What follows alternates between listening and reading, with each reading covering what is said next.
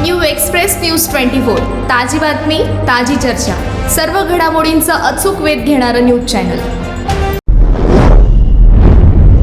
सत्यजित आबा पाटील सरोडकर यांच्या प्रचारार्थ आज हातकणंगले लोकसभा मतदारसंघातील इचलकरंजी येथे नाट्यगृह चौकात भरवण्यात आलेल्या आजच्या सभेत मान्यवर उपस्थित राहणार आहेत।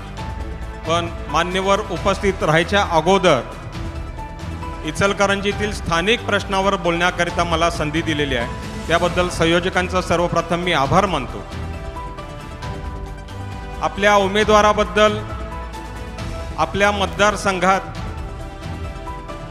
ते प्रॉपर शाहूवाडी तालुक्यातले त्यांच्याबद्दल थोडासा परिचय देणं बंधनकारक आहे, कारण इचलकरंजी शहरात ह्या 20-25 दिवसातच आबांची ओळख झालेली आहे। परंतु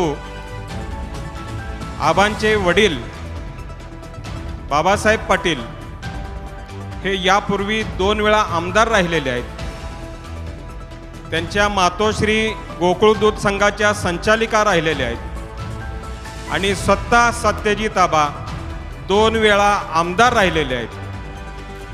कधीही त्यांच्या बोलण्यात वागण्यात तुम्हाला जाणवणार नाही की ही व्यक्ती 2 वेळा आमदार राहिलेली आहे। त्या व्यक्तीचं बोलणं, त्या व्यक्तीचं वागणं, एखाद्या प्रश्न मांडताना त्याच्यावर शांत चित्तानं त्याला ऐकणं आणि त्याच्यावर नेमका काय उपाय करायचा याबद्दल त्यांचा अभ्यास, अतिशय प्रामाणिक आणि अतिशय साधेपणानं वागणारा हा व्यक्ती, ज्याला एक 20 दिवसापूर्वी उद्धव बाळासाहेब ठाकरे या पक्षातून त्यांना तिकीट देण्यात आलं आणि बघता बघता संपूर्ण मतदारसंघात त्यांची हवा पसरली। जसं एखादं वारं तुफान जाते त्या पद्धतीनं त्यांची हवा पसरली आणि चांगल्या चांगल्या प्रस्थापितांना धडकी भरू लागली। का भरू लागली? की त्यांचं अभ्यास आहे, त्यांचं बोलणं आहे, त्यांचं वागणं आहे। अगदी साधे, तुम्ही कधीही, मी त्यांना ह्या दिवसात 5 ते 6 वेळा भेटलोय, कधीही त्यांनी जाणून दिलेलं नाही की मी 2 वेळा आमदार राहिलेलो आहे। कधीही त्यांनी जोरात भाषण करणार नाहीत।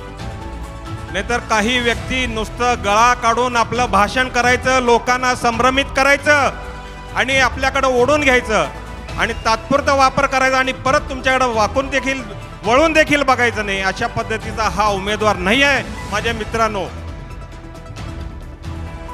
आणि एक महत्वाचं आहे, त्यांना स्टंट करण्याची अजिबात सवय नाही आहे। ज्या पद्धतीनं आपला उमेदवार विद्यमान खासदार स्टंट करण्यात माहीर आहे, मागच्या निवडणुकीच्या पूर्वी ते स्वतः 8 ते 10 कार्यकर्ते घेऊन पंचगंगा नदीत उतरले।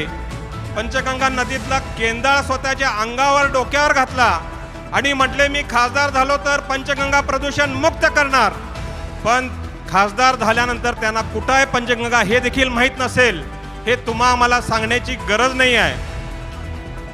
ज्या पद्धतीनं दुसरा अनेक स्टंट त्यांनी रिसेंटमध्ये केला आहे, 8,200 कोटी रुपयाची मी विकासात्मक कामं मतदारसंघात केलेली आहेत। त्याच्यावर ज्या वेळेला त्यांनी बोर्ड लावलीत त्या मतदारसंघातला प्रत्येक मतदार त्या बोर्डाकडे बघून हसत होता। 8,200 इंटू एवढी टक्केवारी पोचली, काम मात्र कुठंही नाही। त्यांनी काम दाखवावं, त्यांनी ते काम दाखवावं हे लोकांच्याकडून, मतदारांच्याकडून मागणी आल्यानंतर नुकताच एक 100 पानी लेखाजोखा तयार केलाय। त्या 100 पानी लेखाजोखात मी इचलकरंजीचा यंत्रमागाचा प्रश्न आहे, त्या प्रश्नावर मी बोलू इच्छितो। त्यांनी त्या 100 पानी लेखाजोखामध्ये म्हटलेलं आहे की राज्यातील 27 नाही, त्यांचं वाक्य काय मी सांगतो, लक्षात घ्या। इचलकरंजीतला यंत्रमाग धारक असेल तर त्याला नक्कीच लगेच लक्षात येईल।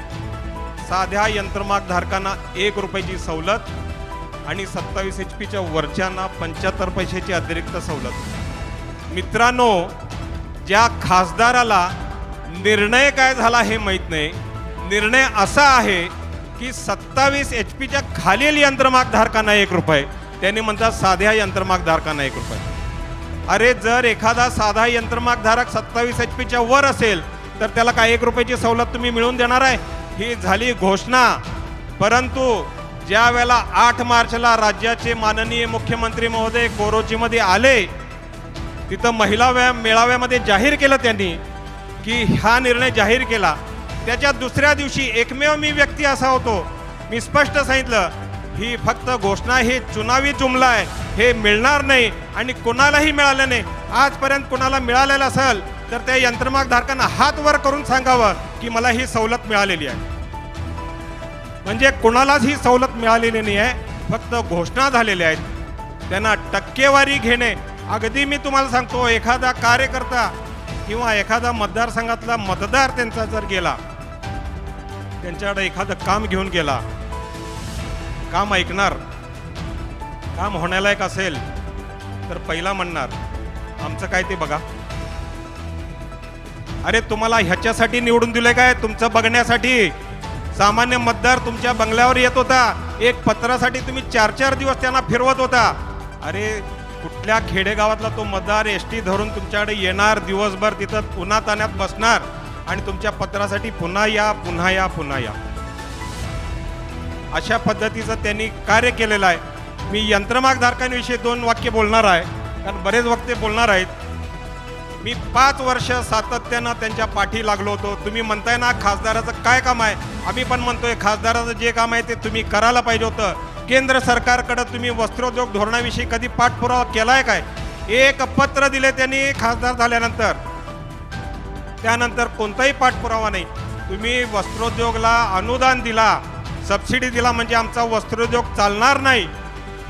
आम्हाला वस्त्रोद्योगाच्या धोरणात जर तुम्ही बदल केला असता तर नक्कीच आमच्या वस्त्रोद्योगाला चांगले दिवस आले असते. पण तुम्हाला फक्त दिल्ली मुंबई, काय प्रकार आहे हे दिल्ली मुंबईचा? काय गौड बंगाल आहे दिल्ली मुंबई? ज्या वेळेला बघेल त्यावेळेला दिल्लीला आहे, मुंबईला आहे.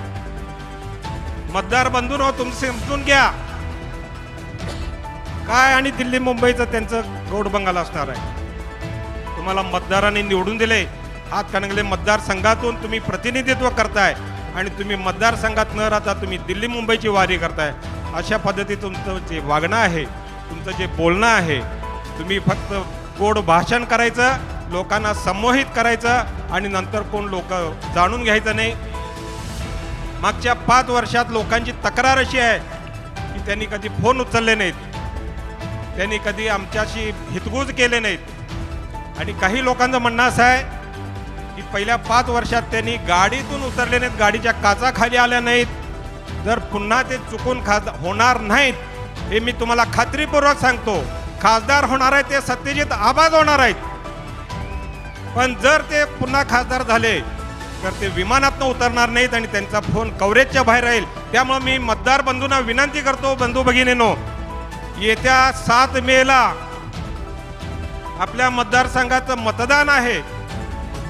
सकाळी 7 वाजता हे मतदान सुरू होणार आहे. एकच सगळीकडं आजपासून परत तुम्ही जोमानं कामाला लागा. अजिबात तुम्ही कुठल्या गाफील राहू नका. 7 तारखेला सत्यजित आबा, त्यांचं चिन्ह आहे मशाल. 2 मशिनी असणार आहेत. पहिल्या मशीनमध्ये 3 नंबरला सत्यजित पाटील सरोडकर आबा, पुढं त्यांचा फोटो आणि त्याच्या पुढं मशाल चिन्ह असणार आहे. या मशाल चिन्हाला समोर बटन दाबा. मशाल चिन्हाच्या समोरचं बटन एवढं दाबा की ज्या दिवशी मतदान होईल त्या दिवशीच निवडणूक अधिकाऱ्याला कळलं पाहिजे की निवडणूक ही सत्यजित आबांनी जिंकलेली आहे. त्याची औपचारिकता फक्त 4 जूनला राहणार आहे. एवढा तुम्हाला मी विनंती करतो, हात जोडून तुम्हाला विनंती करतो. ह्याला माझी नको, आजी नको. अरे त्या माजी खासदारावर तर काय बोलायची मला इच्छाच नाही. काय बोलायचं त्या व्यक्तीवर? त्या व्यक्तीला काही बोलूनच उपयोग नाही. काय नुसतं उठसूट एकच काम आहे त्यांना मतदारसंघातले इतर प्रश्न कळत नाहीत. त्यामुळे त्यांच्यावर मी बोलणार देखील नाही. ज्यांना कळल, ज्यांना काहीतरी करतील अशी अपेक्षा होती, त्यांच्यावर मी मुद्दाम बोललोय. पण त्याच्या उलट आपला उमेदवार आहे.